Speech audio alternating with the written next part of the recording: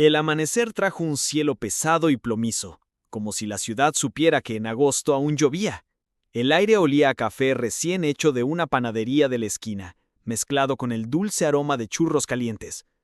El tráfico en la Gran Vía ya resonaba con bocinas impacientes, pero Inés apenas se dio cuenta. Había llegado, como siempre, 15 minutos antes. Su pelo recogido en un moño sencillo, su uniforme del Hotel Real Castilla impecable y su serenidad contrastaban con el bullicio del vestíbulo.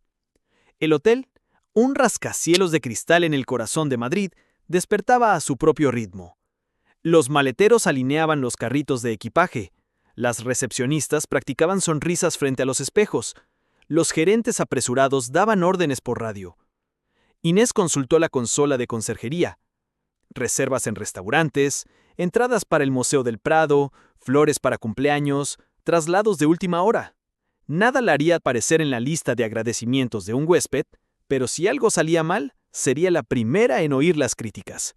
Y, curiosamente, disfrutaba de esa presión silenciosa. Era lo que marcaba su día. «Inés, ¿puedes cubrir a Valeria en el mostrador unos minutos? ¿Llegas tarde otra vez?», preguntó Javier, el recepcionista, sin siquiera levantar la vista. Ella simplemente asintió. La rutina comenzó como siempre. Primero, conseguir una mesa imposible en un restaurante de moda de Malasaña para una pareja que había decidido celebrar su aniversario de bodas a última hora. Luego bajar al sofocante sótano del proveedor para encontrar un paquete perdido, donde el olor a humedad y cloro le quemó la garganta. Después, calmar a un cliente enfadado que se había equivocado con las fechas de la reserva y juraba que era culpa del hotel. Inés escuchó, propuso y resolvió. El mundo pasó a su lado sin verla realmente. En la cafetería del personal, alguien había dejado el periódico abierto. El titular decía: «El controvertido jeque Rashid Al-Mansur llega a Madrid. Se aloja en un hotel de lujo y alquila una planta entera». La foto estaba borrosa. Gafas de sol, una barba pulcra, guardaespaldas a ambos lados. Los cocineros charlaban con curiosidad. Los camareros intercambiaban teorías en voz baja. Inés no dijo nada, pero sus ojos se detuvieron un instante más en la página, como si la sombra de un recuerdo la hubiera rozado. No era miedo, no era emoción. Solo un recuerdo aún a medio formar, algo que resonaba en la distancia. Poco después, mientras la primera lluvia comenzaba a tamborilear en las ventanas, apareció el director general, impecablemente vestido, con la corbata sujeta con un broche en forma de colibrí. «Equipo, máxima discreción. El queque llega esta tarde. No quiero errores. No quiero improvisaciones». Su voz cortó el aire como una cuchilla. Luego se volvió hacia Inés con una media sonrisa que parecía más una advertencia. «Dedícate a tu puesto. Responde a las llamadas, pero no prometas milagros». Ella le sostuvo la mirada sin bajar la cabeza. Había aprendido que en lugares como estos, la dignidad se defendía con silencios oportunos. En el piso 28, revisó los preparativos. Frutas seleccionadas una a una, tés especiales, detalles escritos con ansiedad en una lista de requisitos. En el pasillo, una camarera dejó caer una bandeja. Los cubiertos tintinearon como campanillas. Inés ágilmente se agachó para recoger cada pieza. «Gracias, señorita», murmuró la camarera, ya acostumbrada a ver a Inés como alguien superior. «No se preocupe, respire hondo», dijo con una discreta sonrisa. De vuelta en la taquilla del personal, Inés sacó una fotografía doblada de su bolsillo. Una mujer mayor sentada en un patio de baldosas azules, con una bugambilia rebosante de flores al fondo. Tocó la foto con el pulgar, se permitió un breve suspiro y la guardó. Luego volvió a su lugar detrás del mostrador, donde la confundieron con otro mueble útil. La tarde caía densa, iluminada por el reflejo de las luces en los charcos de la acera. La comitiva del jeque entró en la rampa de servicio, sembrando una tensión inmediata en el ambiente. Las radios zumbaban con órdenes, pasillos despejados, guardias de seguridad posicionados. Rashid Al-Mansur atravesó el vestíbulo, desprendiendo esa clase de poder que hace que la gente cambie de tono de voz sin darse cuenta. No miró a nadie en particular, pero todos se sintieron observados. Al pasar junto al mostrador, Inés mantuvo la compostura. Por un instante, su mirada se cruzó con la de uno de los asistentes del magnate. un joven de traje gris y expresión severa. El silencio se hizo pesado, casi solemne. La voz del gerente tembló en la radio. «El jeque dará un anuncio al personal. Sala Tolelo, 5 minutos». Inés enderezó su libreta, se limpió las manos discretamente y siguió a sus colegas. La sala olía a alfombra recién aspirada y a nervios reprimidos. Rashid subió al podio con la calma de quien sabe que marca el ritmo. Su español era claro, con apenas un ligero acento. «Tengo un reto», dijo lentamente, observando cada rostro como si pusiera a prueba su valentía. «Me han dicho que es imposible para este hotel». Un murmullo recorrió la sala. El director sonrió con arrogancia. Algunos empleados se miraron intrigados. Inés se mantuvo firme, sin tragar saliva, sin pestañear. Había aprendido, a lo largo de su vida, a no traicionarse jamás delante de los demás. El jeque dejó que el silencio se alargara hasta hacerse casi insoportable. Entonces levantó una ceja, un gesto lento, casi divertido. «Quiero saber», dijo con su voz firme cortando el aire, «¿quién se atreve a intentarlo?». La puerta del Salón Toledo se cerró tras él con un suave clic, amortiguando el sonido de la lluvia que caía con más fuerza en el exterior. Dentro, parecía como si el tiempo se contrajera en un círculo invisible alrededor del magnate. No sonrió ni frunció el ceño. Su rostro era una máscara calculada. Sobre una mesa auxiliar, una jarra de agua permanecía intacta. Nadie se atrevía a tocarla mientras hablaba. «Necesito algo que no se encuentra en este país, y lo quiero en mi suite antes del amanecer». Su voz resonó como una sentencia.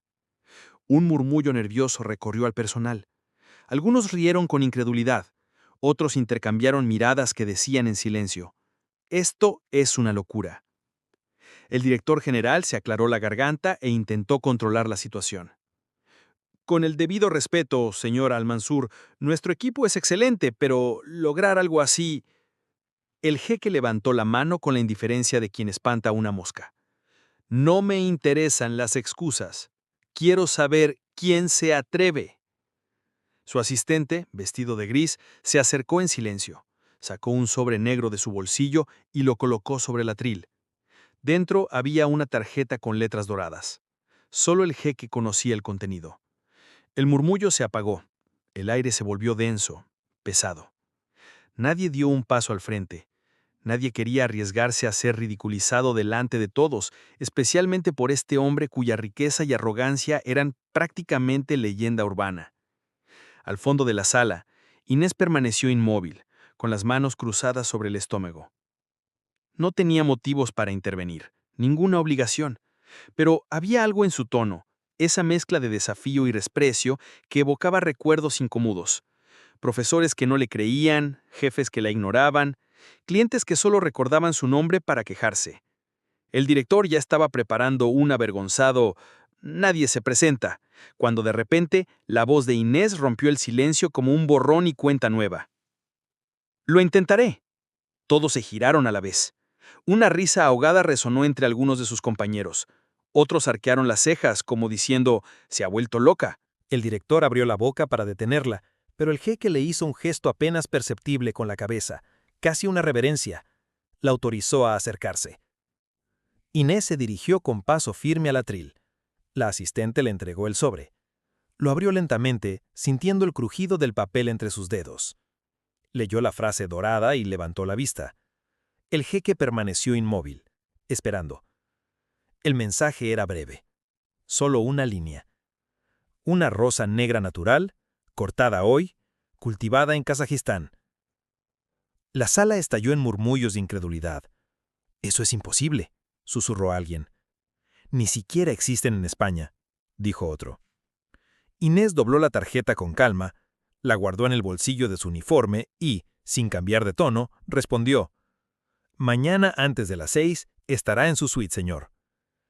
El silencio que siguió ya no era de incredulidad. Era el tipo de silencio que precede a un terremoto. No hubo aplausos ni felicitaciones, solo ese silencio pesado e incómodo, el silencio de quien espera ver fracasar a otro. El director general esbozó una sonrisa irónica, como si ya anticipara el resultado. El jeque, en cambio, se limitó a inclinar ligeramente la cabeza y un fugaz brillo se asomó a sus ojos. Cuando salieron de la habitación, la lluvia había amainado, pero la ciudad permanecía húmeda y gris. Inés respiró hondo. Sabía que no se trataba de una flor rara. No era un simple capricho botánico. Lo que estaba en juego era mucho mayor. Una prueba o una trampa quizás. En el reflejo de los grandes ventanales, creyó ver la sombra de la asistente de traje gris observándola atentamente, como evaluándola de una forma que los demás aún no podían comprender. Inés no regresó al mostrador. En el vestuario del personal escondió la tarjeta doblada en el bolsillo de su impermeable y salió por la puerta lateral del Hotel Real Castilla. Afuera anochecía temprano. Las luces de Madrid se reflejaban como espejismos en el asfalto mojado. El tráfico rugía sin parar, mientras los vendedores ambulantes cubrían sus puestos con plástico improvisado. En la parada de metro, Inés revisó su viejo móvil. La batería estaba en el 22%. Escribió: Rosa negra Kazajistán. Los resultados fueron contradictorios. Flor exótica, cultivo escaso, exportaciones controladas. Precios absurdos. Algunas imágenes parecían tan perfectas que rozaban lo falso. Una notificación apareció. Era del grupo de WhatsApp de sus compañeras de habitación del hotel. «Inés, ¿ya has recibido el milagro?», te escribió Valeria, seguida de risas y emojis de flores negras. No respondió. En su modesto apartamento del barrio de Lavapiés, las paredes húmedas olían a humedad mezclado con el potaje de cebolla y judías del vecino. Inés encendió la lámpara de la pequeña cocina. Sobre la mesa estaba la misma foto de su madre que guardaba en el armario del hotel. Cogió una libreta desgastada y empezó a barajar posibilidades. Floristerías de lujo en Salamanca, proveedores internacionales, coleccionistas privados, incluso viveros clandestinos. Cada ruta era más difícil que la anterior, pero no imposible, al menos todavía no. Llamó a 3 floristerías de renombre en Madrid. Sus respuestas fueron idénticas. No tenemos esa variedad. Quizás dentro de un mes. Eso no existe aquí, señorita. Es un truco de Photoshop. Cerró la libreta de golpe, reclinándose en la silla. Afuera, el sonido de una sirena de policía se apagó. Entonces volvió a abrir el sobre del jeque. Examinó la letra. Algo la inquietó. No parecía su letra. Era apresurada, irregular. Y al final de la palabra Kazajistán había una línea borrosa como si alguien la hubiera corregido a toda prisa. Volvió a guardar la tarjeta. Durmió poco. A las 5 de la mañana ya caminaba por el mercado de flores de Atocha. El aroma de miles de flores se mezclaba con el olor a tierra mojada. Pasillos de colores vibrantes, pero ninguno negro. «Lo más parecido que tengo es esta orquídea teñida», dijo una vendedora con voz ronca, mostrando una planta que parecía una fantasía. Inés le dio las gracias y siguió adelante. Al salir, un hombre con gorra y chaqueta vaquera se le acercó de repente. «Buscas algo inusual, ¿verdad?», dijo sin rodeos. Ella entrecerró los ojos con cautela. «Depende de a quién le preguntes». Él sonrió, una sonrisa sin humor. «Sé dónde puedes encontrarla, pero no será barata». La llovizna caía de nuevo, goteando sobre el asfalto. Inés lo siguió hasta una calle lateral, consciente de que cualquier paso en falso podría costarle más que el desafío. Fue entonces cuando vibró su móvil. Un número desconocido. Un solo mensaje. «No es la flor que quiere. A ver qué tal llegas». El hombre de la gorra la condujo a un pequeño local, escondido entre talleres mecánicos a las afueras de Vallecas. No había ninguna señal, solo una cortina de metal oxidada. Dentro, el aire era denso, con un aroma a tierra húmeda y fértil. Jarrones con flores exóticas, algunas claramente teñidas para simular su rareza, se alineaban en los estantes de madera. «No tengo una rosa negra de Kazajistán», dijo, sosteniendo una flor de pétalos aterciopenados teñida con tanto cuidado que parecía natural. «Pero puedo darte algo que engañará a cualquiera». Ella la observó atentamente. Era hermosa, sí, pero falsa. «No me sirve de nada si no es real». Entonces era casi imposible. La única manera es traerla del extranjero, y nadie lo haría en menos de 24 horas, a menos que pagues una fortuna. Le entregó un papel con un número escrito a mano. Llama. Diles que vienes de parte mía, pero no te sorprendas si te cuelgan. Inés guardó el papel y se fue. La lluvia había amainado, pero la ciudad seguía gris.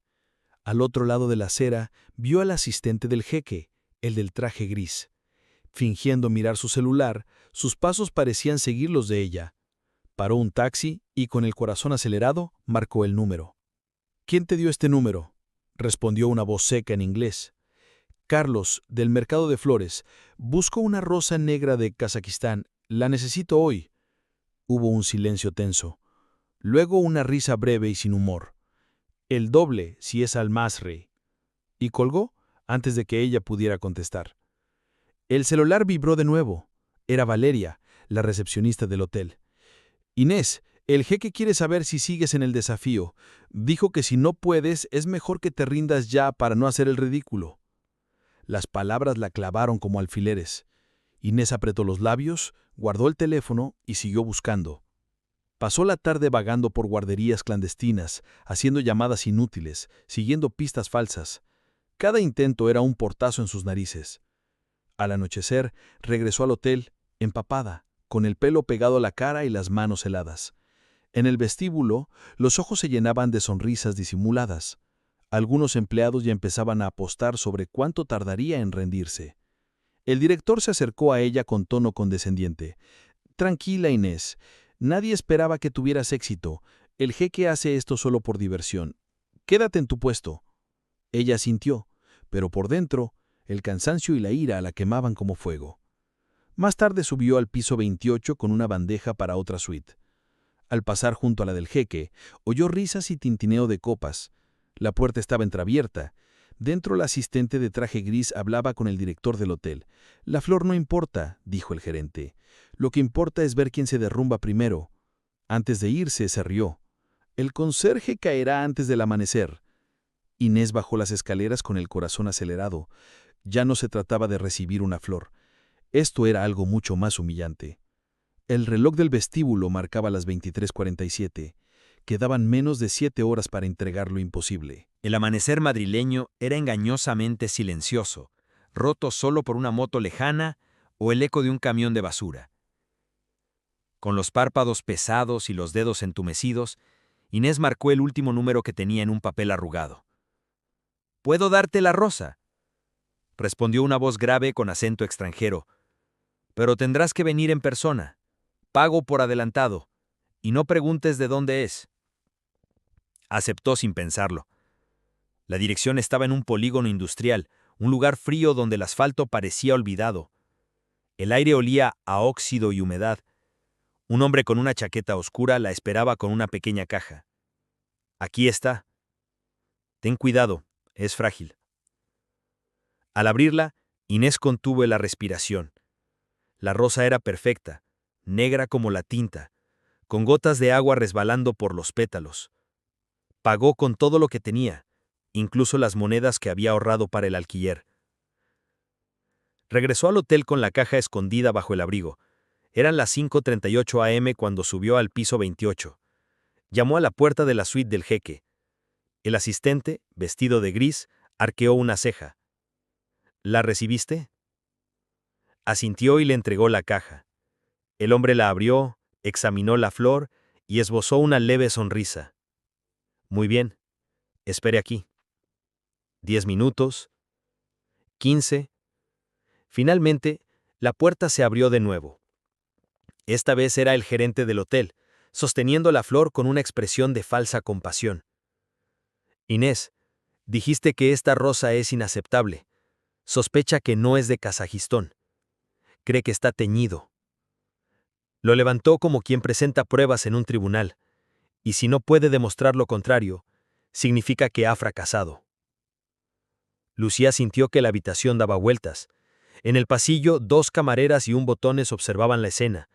La asistente detrás del gerente evitaba mirarla directamente. «Era lo máximo que podía hacer con el tiempo que me dio», dijo con firmeza. «Pero eso no es lo que pedí», respondió el gerente, con una sonrisa aún más cruel. Se volvió hacia los demás.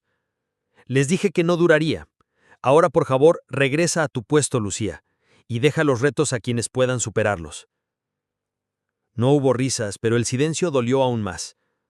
Lucía caminó hacia el ascensor con la garganta apretada y el estómago hecho un nudo. Cuando las puertas se cerraron, no sabía si temblaba de frío, de cansancio o de rabia. En el vestíbulo, se quitó el abrigo empapado y lo colgó en el armario. La fotografía de su madre estaba ahí, mirándola con una serenidad que dolía. Lucía la tocó con las yemas de los dedos, respiró hondo y decidió que aún no había terminado. El reloj marcaba las 6:03. El reto estaba oficialmente perdido, pero sabía que lo que realmente querían era verla destrozada, y eso, pensó, no lo conseguirían. Lucía no regresó al mostrador. En lugar de fingir que no había pasado nada, volvió a subir al piso 28. El pasillo estaba en silencio. Las alfombras amortiguaban sus pasos. Llamó a la puerta de la suite del jeque, esta vez con los nudillos firmes. El propio Almazri abría la puerta. Vestía una túnica blanca y tenía una expresión de leve sorpresa. «No suelo recibir visitas después de declarar perdido un desafío», dijo cruzándose los brazos. Lucía respiró hondo. Entonces, quizás sea hora de cambiar esa costumbre. Él la dio la cabeza con curiosidad. Ella dio un paso al frente. «No vine aquí pidiendo una segunda oportunidad. Solo quiero que sepas que, aunque tú y tu gente intentaron doblegarme, no pudieron, y que lo que llamaste un desafío es exactamente lo que yo hacía antes, todos los días, en otro continente, para gente mucho más dura que tú». El jeque frunció el ceño. «¿En otro continente?». Lucía asintió. «Trabajé 3 años en un vivero real en Estambul. Conozco la genética de las rosas negras de Kazajistán, porque ayudé a injertar algunas en suelo turco. Puedo reconocerlas, y sé que la flor de tu prueba ni siquiera coincide con la variedad que crece ahí. Este desafío estuvo amañado desde el principio». El jeque guardó silencio, observándola con una mirada que, por primera vez, no despreció. «¿Y por qué aceptaste, sabiendo que era imposible?». Porque no era la flor lo que estaba en juego. Era para demostrar que aquí no todos se doblegan cuando un hombre con dinero decide jugar. Almazri soltó una carcajada, más con incredulidad que con burla. «Nadie me habla así, al menos aquí». «Quizás ya sea hora de que alguien lo haga», respondió Lucía. En ese momento, el asistente del traje gris apareció en la puerta, visiblemente incómodo. El jeque levantó la mano, ordenándole que se detuviera. «Quiero que me traigan el expediente personal de esta mujer inmediatamente». Lucía no sabía si eso significaba despedirla o algo más. Solo estaba segura de que en menos de 5 minutos la partida había cambiado de manos, y ya no era él quien la medía, sino ella quien lo medía a él. El expediente de Lucía llegó rápidamente, dentro de una carpeta gris sin marcar. El asistente la dejó sobre la mesa de centro y retrocedió un paso, como si no quisiera estar presente para escuchar lo que estaba por venir. El jeque abrió la carpeta y hojeó las páginas en silencio. Su mirada se detuvo en los espacios vacíos. Trabajos sin referencias formales, direcciones que cambiaban cada pocos meses, notas de supervisores que decían poco o nada. Lucía permaneció de pie, con las manos entrelazadas a la espalda, sin poner excusas. «Interesante», murmuró.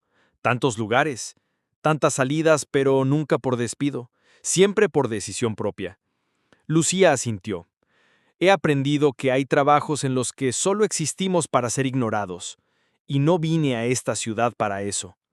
El jeque la observó de otra manera, como si ahora evaluara no a una empleada, sino a una posible aliada en algo aún sin nombre. «¿Sabías que tu jefe se burlaba de ti, y aún así me diste la flor?». «Sí, porque mi dignidad no depende de si aceptan o no».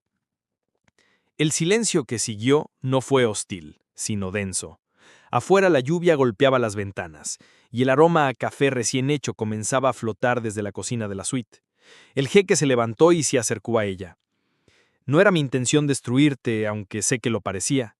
Este desafío era para ver quién se mantenía en pie cuando las cartas ya estaban marcadas». Lucía lo miró fijamente, sin pestañear. «¿Y si lo que querías era un ganador obediente? Lo siento, no soy esa persona». En ese momento, el gerente del hotel entró sin avisar, y su sonrisa se desvaneció al verse cara a cara. «Señor Almazri, no quería interrumpir». En efecto, ha llegado en el momento justo. Quiero que sepa que a partir de hoy, la gestión de este hotel estará a cargo exclusivamente de Lucía. El gerente palideció, pero si solo es la conserje. Ya no, respondió el jeque, antes de volverse hacia Lucía. Espero que acepte. No hubo tiempo para procesar la sorpresa. Lucía sabía que esta oferta traería ventajas, pero también consecuencias. Miradas hostiles, rumores, tal vez represalias. Aún así, su respuesta salió sin vacilar. Acepto. El asistente de traje gris, hasta entonces silencioso, esbozó una breve sonrisa, como si hubiera esperado este resultado. Esa mañana, antes de las 8 de la mañana, todo el hotel ya sabía que algo había cambiado. No por anuncios formales, sino por el simple hecho de que Lucía entraba y salía de la suite del jeque como si siempre hubiera pertenecido ahí. Los días siguientes fueron un torbellino de miradas, susurros y silencios incómodos. En el vestíbulo, quienes antes reían con ironía, ahora apartaban la mirada, o peor aún, fingían una cordialidad apresurada. El nuevo puesto no tenía un horario fijo. Lucía tenía que coordinar todas las peticiones del jeque. Reservas discretas, contactos con proveedores internacionales, viajes sin previo aviso a la prensa. Era agotador, pero había algo diferente en ello. Los días siguientes transcurrieron a un ritmo frenético. Inés no tenía hora fija de inicio ni de fin. Cada llamada, cada reserva, cada petición del jeque era una nueva prueba para su atención y rapidez. Pero por primera vez sintió que tenía el control sobre algo. El control que antes parecía imposible, por fin estaba en sus manos. Mientras gestionaba una reserva discreta en un restaurante lejos del centro de Madrid, sintió la mirada fija del encargado sobre ella. Ya no se burlaba abiertamente de ella. Ahora observaba cada uno de sus movimientos con recelo, como si presintiera que la situación había cambiado. Inés no se dejó intimidar. Sabía que su postura firme y segura decía más que cualquier palabra. En la planta 28, el jeque permanecía envuelto en su aura de poder, pero ahora la miraba con respeto. «Aprendiste rápido», dijo en una mañana lluviosa mientras el aroma a café recién hecho impregnaba la suite. La mayoría se habría dado por vencida tras el primer fracaso. «Nunca me rendí», respondió Inés con calma mientras llenaba una carpeta con documentos importantes. «Y no me rendiré ahora». Se hizo un silencio cargado de significado. Afuera, la lluvia tamborileaba en las ventanas, pero dentro de la suite, la tensión era palpable. Cada palabra, cada gesto, cargaba el peso de decisiones pasadas y futuras. Esa tarde, Inés recibió una misteriosa llamada en el teléfono de su hotel. «¿Quién habla?», preguntó con cautela. «Solo alguien que sabe que no dependes de flores ni de órdenes para mantenerte en pie», respondió una voz firme pero discreta al otro lado. «Ten cuidado, no todos en el hotel juegan limpio». La advertencia la dejó paralizada por unos segundos. Se dio cuenta de que, incluso con el jeque de su lado, aún había fuerzas invisibles, gente dispuesta a sabotearla. Pero por primera vez no sintió miedo, sintió determinación. Decidida, volvió a subir al piso 28, esta vez con una lista de tareas pendientes que podría definir su futuro en el Hotel Real Castilla. Mientras caminaba por el silencioso pasillo, cada paso resonaba suavemente en la alfombra, recordándole que, ahí, cada movimiento era observado, cada gesto calculado. El asistente de traje gris apareció discretamente, como si siempre estuviera a 2 pies de distancia, listo para intervenir si era necesario. Pero Inés no se dejó intimidar. Ahora era más que una conserje, era una mujer que sabía que podía controlar su propio destino. Cuando abrió la puerta de la suite del jeque, éste la saludó con un leve asentimiento, casi una sonrisa de aprobación. «Veo que la tormenta ha pasado, pero el juego continúa», dijo. «Sí, señor», respondió Inés mientras llenaba una carpeta con documentos importantes. «Y no me rendiré ahora». En el ambiente del Hotel Real Castilla, algo cambió en ese momento. El respeto que antes parecía inalcanzable se evidenciaba ahora en las miradas contenidas, los susurros que subían y bajaban, y el silencio cargado de anticipación. Inés ya no era solo una empleada, era una fuerza silenciosa capaz de sacarle provecho a cualquier jugada. Al salir de su suite se sintió preparada para afrontar cualquier desafío que Madrid o el propio jeque le presentara, porque por fin Inés sabía que el verdadero poder no provenía del dinero ni de la autoridad, sino de la valentía de mantenerse firme cuando todos esperan que caigas. A la mañana siguiente, Inés llegó temprano al Hotel Real Castilla. El sol apenas asomaba sobre Madrid y el aire frío de la ciudad parecía ser una señal de alarma. Al caminar por el vestíbulo, notó más miradas incisivas de lo habitual. Algunos empleados apartaban la mirada, otros murmuraban y el gerente, por supuesto, permanecía distante, pero con esa sonrisa contenida que ocultaba intenciones poco amistosas. Al revisar la agenda del jeque, notó algo extraño. Algunas reservas se habían cancelado sin explicación. Contactos importantes con proveedores internacionales no habían recibido respuesta, y los informes que deberían haber estado completos tenían lagunas. Alguien estaba interfiriendo. «Inés, ¿te encargarías de esto?», preguntó la asistente de traje gris, acercándose discretamente. «Sí», respondió ella, sin mostrar preocupación, aunque sintió un nudo en el estómago. «Quiero saber quién ha estado manipulando mis informes y por qué». Decidida, comenzó a investigar. Revisó los registros de llamadas, revisó cada reserva y contrastó horarios y contactos. Todo apuntaba a un sabotaje interno. Alguien cercano a ella tenía acceso a la información del jeque e intentaba comprometer su trabajo, quizás para desacreditarla. Alrededor del mediodía, mientras subía al piso 28 con una carpeta de documentos, oyó pasos rápidos detrás de ella. Se giró justo a tiempo para ver al gerente saliendo de una sala de servicio, intentando disimular una caja de informes faltantes. La ira y el cansancio se mezclaron en el interior de Inés, pero mantuvo la calma. «Necesito hablar contigo», dijo con firmeza. «Ahora». El gerente intentó sonreír, pero no lo consiguió. Inés se cruzó de brazos. «Sé lo que hiciste. Intentaste sabotear mis tareas, retrasar reservas, manipular informes. No es solo incompetencia, es intencional». Tragó saliva, sin palabras. «Inés, yo…» Pero ella le interrumpió. «No intentes justificarte. Aquí, en el Hotel Real Castilla, no permitiré que nadie juegue en mi contra. Y a partir de hoy, cualquier interferencia será documentada y reportada al jeque». El silencio que siguió fue denso. Otros empleados que pasaban por el pasillo notaron la tensión. La firme presencia de Inés transmitía que ya no era una empleada más. Ahora era una autoridad invisible, capaz de detectar cualquier intento de sabotaje. Más tarde, en la planta 28, Almazri recibió a Inés. Presentó los informes revisados y señaló discretamente las pruebas de sabotaje. El jeque leyó cada detalle en silencio, frunciendo ligeramente el ceño. «Veo que tenemos algo más que cuidar», murmuró con un tono ligeramente aprobatorio. No se limitó a mantenerse firme. Identificó el peligro. Inés sonrió levemente.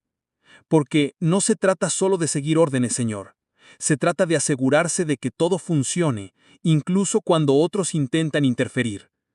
El jeque asintió, y, por primera vez, un discreto respeto se apoderó de ellos.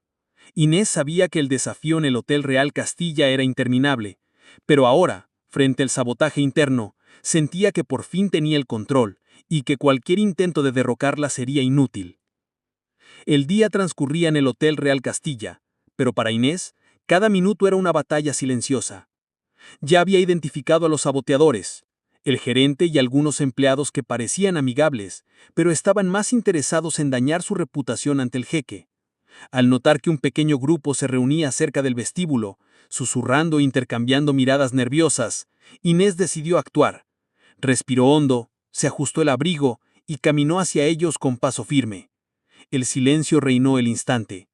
Todos sabían que ya no era una conserje sumisa. «¿Podemos hablar?», dijo Inés con su voz firme resonando por el vestíbulo. «No, no susurraremos en los pasillos del hotel. Si alguien tiene algo que decir, que lo diga ahora». El gerente, visiblemente tenso, dio un paso al frente, intentando mantener su postura autoritaria. «Inés, esto no es asunto tuyo», empezó, pero ella lo interrumpió con un gesto brusco. «¿No es asunto mío?», repitió con la mirada fija en él. «Cada informe falsificado, cada reserva cancelada, cada retraso sospechoso, sé quién intentó sabotearme». Los demás empleados retrocedieron, algunos sudando, otros intentando disimular su nerviosismo. Inés caminó lentamente hacia el gerente, parándose a pocos metros de él. Pensabas que no me daría cuenta, que no vería tus manipulaciones, pero lo hice, y estoy aquí para decirte que no permitiré que vuelva a suceder. El gerente tragó saliva, intentando encontrar una respuesta convincente. Yo solo intentaba mantener el orden. ¿Orden?, interrumpió Inés, con la voz afilada como una cuchilla. El sabotaje no es orden, es cobardía, y en el Hotel Real Castilla los cobardes no tienen cabida para manipular a nadie. Dio un paso al frente, fulminando con la mirada a cada empleado que se atrevía a conspirar contra ella. Si alguien aquí cree que puede derribarme, sepa que cada movimiento será registrado, cada palabra, cada acción. El jeque verá la verdad. El grupo se quedó inmóvil, abrumado por el peso de la presencia de Inés. Por primera vez, la autoridad de la gerente parecía pequeña, disminuida por la confianza y el coraje de una mujer que se negaba a inclinarse. Entonces sonó el teléfono del hotel. Inés contestó, y al otro lado estaba el propio Almacerí. Inés, sigue como estás, dijo con voz firme. Veo que has aprendido la lección. Sigue así, y el Hotel Real Castilla será tan eficiente como imaginábamos. Colgó y miró al grupo de empleados con una sonrisa fría. A partir de hoy, todo pasa por mí. Si alguien quiere poner a prueba mi paciencia, tendrá que enfrentarse no solo al jeque, sino también a mi determinación. El gerente se enrojeció de ira y vergüenza. Los demás sabían que su juego había terminado. Inés no solo había recuperado el control, sino que había redefinido las reglas del hotel. Ya no era solo la conserje, era la fuerza silenciosa tras bambalinas, implacable y observadora, lista para cualquier desafío futuro. Y mientras la lluvia caía afuera, reflejándose en las ventanas del vestíbulo, Inés sintió algo que nunca antes había experimentado: poder absoluto sobre su propia posición y respeto ganado no por miedo, sino por valentía. Tras enfrentarse al gerente y a los saboteadores, Inés no perdió tiempo. Sabía que para mantener su posición necesitaba actuar con precisión, demostrando competencia, autoridad y visión estratégica. Empezó por revisar cada sector del hotel, identificando fallas que habían pasado desapercibidas para el gerente. En los registros de reservas descubrió inconsistencias que explicaban los retrasos y las quejas de los huéspedes VIP. Con paciencia, reorganizó los procesos, implementó protocolos discretos y dejó claro que cualquier lapsus de responsabilidad sería detectado de inmediato. El jeque Almacerí notó los cambios rápidamente. Comenzó a consultarla sobre decisiones importantes, desde contratos con proveedores internacionales hasta ajustes en el equipo de eventos del hotel. Cada vez que tomaba una decisión acertada, su autoridad se consolidaba, no solo a ojos del jeque, sino también de su equipo. Inés también empezó a observar posibles aliados entre el personal. Algunos, intimidados por su antiguo gerente o temerosos de represalias, dudaban en apoyar el cambio. Ella ofreció orientación y protección discreta a estos aliados, demostrando que la lealtad no solo era recompensada, sino que era necesaria para mantener el nuevo estándar de eficiencia. El gerente, humillado y desacreditado, comenzó a actuar con extrema cautela. Intentó recuperar influencia, pero Inés siempre tenía información precisa de cada uno de sus movimientos. Con un informe meticuloso en la mano, lo confrontó discretamente. «Intentaste interferir en mis decisiones otra vez», dijo con calma. «Esto no se tolerará. A partir de hoy, toda acción está sujeta a mi escrutinio». Incluso los empleados más reticentes comenzaron a comprender que desafiar a Inés no solo era inútil, sino peligroso para su propia reputación. En cuestión de semanas, los rumores de desorganización y sabotaje desaparecieron, reemplazados por una atmósfera de eficiencia y discreto respeto. Además, Inés comenzó a innovar en estrategias de atención al cliente, anticipándose a las demandas, organizando reservas de lujo y creando experiencias personalizadas que impresionaban incluso a los huéspedes más exigentes. Cada éxito aumentaba su credibilidad y consolidaba la idea de que no era solo la conserje, sino la mente maestra detrás del eficiente funcionamiento del Hotel Real Castilla. Pero Inés sabía que el poder también implicaba una vigilancia constante. Estaba atenta a cualquier intento de sabotaje o comentario malicioso, registrando patrones y preparando respuestas estratégicas. Su presencia transformó el hotel. La antigua atmósfera de favoritismo y manipulación dio paso a una estructura de autoridad clara pero silenciosa, donde el respeto se ganaba con mérito, no con miedo. Y mientras la noche caía sobre Madrid, reflejando las luces en las ventanas del hotel, Inés contemplaba el vestíbulo con satisfacción. Cada paso, cada decisión firme, cada aliado ganado, era prueba de que la situación había cambiado. No solo había sobrevivido a las intrigas, sino que se había convertido en la fuerza dominante a la que nadie se atrevería a desafiar. Por primera vez en mucho tiempo, cada paso de Inés tenía un peso real. Una mañana, mientras revisaba la lista de contactos que le había dejado su asistente, vio un nombre que reconoció al instante. Un antiguo proveedor de su época en el vivero de Estambul. Sin dudarlo, marcó. La conversación fue breve, casi cariñosa, llena de recuerdos y confianza mutua. Esa misma tarde, una caja cuidadosamente embalada llegó al Hotel Real Castilla. Dentro había una auténtica rosa negra, cultivada en Kazajistán, cortada apenas 36 horas antes. Inés la subió a la suite del jeque Al-Masri sin ceremonias. «Esta es la flor que pidió ese día», dijo, colocándola sobre la mesa. El jeque examinó la rosa con atención y la miró. «¿Y por qué me traes esto ahora, si el desafío ya no forma parte del juego?» «Para que veas que incluso cuando tenemos las cosas en contra, algunos cumplimos nuestras promesas». No hubo respuesta inmediata. Solo un leve gesto, como si hubiera abierto una grieta en su expresión cuidadosamente calculada. La asistente tomó la flor en silencio y la colocó en un jarrón de cristal. Al final de esa semana, el jeque anunció que dejaría el hotel. Antes de irse, llamó a Inés al Salón Granada, la misma habitación donde todo había comenzado. Delante de todo el personal, dijo: «Cuando llegué, quise evaluar la determinación de quienes trabajaban aquí. Solo una persona superó mis expectativas. A partir de hoy, Inés será mi contacto personal en México para todos mis negocios y viajes». Se hizo un profundo silencio. Algunos aplaudieron por inercia, otros no supieron cómo reaccionar.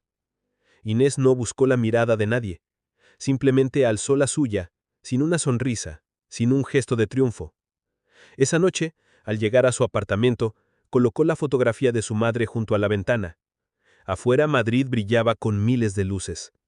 No hubo aplausos ni fuegos artificiales. Pero había algo más sólido. La certeza de que esta vez nadie había decidido por ella. En un rincón de la sala, sobre la mesa, una auténtica rosa negra permanecía intacta, como un silencioso recordatorio de que lo imposible a veces solo requiere de alguien que no se rinda. Por primera vez en mucho tiempo, cada paso que daba Inés tenía un peso real. Una mañana, mientras revisaba la lista de contactos que le había dejado su asistente, vio un nombre que reconoció al instante. Un antiguo proveedor de su época en el vivero de Estambul. Sin dudarlo, marcó. La conversación fue breve, casi cariñosa, llena de recuerdos y confianza mutua. Esa misma tarde, una caja cuidadosamente embalada llegó al Hotel Real Castilla. Dentro había una auténtica rosa negra, cultivada en Kazajistán, cortada apenas 36 horas antes. Inés la llevó a la suite del jeque Al-Masri, sin ceremonias. «Esta es la flor que pidió ese día», dijo, colocándola sobre la mesa. El jeque examinó la rosa con atención y la miró.